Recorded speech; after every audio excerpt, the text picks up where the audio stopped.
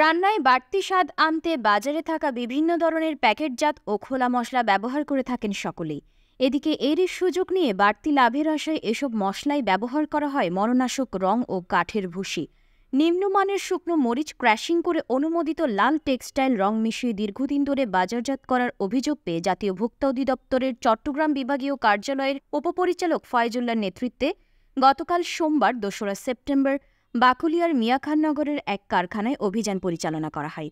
এ সময় উক্ত অভিযোগের সত্যতা পেয়ে জয় মশলা ফুড প্রোডাক্টস নামের এক প্রতিষ্ঠানকে ভোক্তা অধিকার সংরক্ষণ আইন ২০০৯-এর ৪২ ধারা মোতাবেক ১,৫০,০০০ টাকা জরিমানা করা হয়।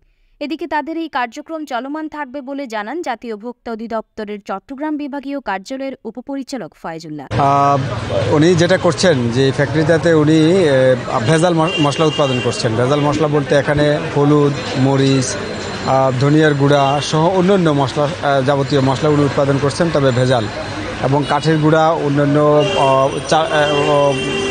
ভুসি, গমের ভুসি, এগুলি ক্রাশিং করে এগুলির সাথে একেবারে নিম্নমানের মরিচ মিশ্রণ করে, রং মিশ্রণ করে উনি এই ভেজাল দিয়ে এই মশলাগুলি উৎপাদন করছেন। উনি ওনার দায় স্বীকার করেছেন। আমরা ওনাকে দায় স্বীকার করার প্রেক্ষিতে সতর্কতামূলক ১.৫ লক্ষ টাকা অর্থদণ্ড করেছি। আর ওনার যে ভেজাল যে মশলা, এই মশলাগুলি আমরা ধ্বংস করে দিয়েছি। আর ভবিষ্যতে উনি এই কাজ করবেন না মর্মে আমাদেরকে প্রতিশ্রুতি দিয়েছেন। আমাদের কার্যক্রম অব্যাহত থাকবে।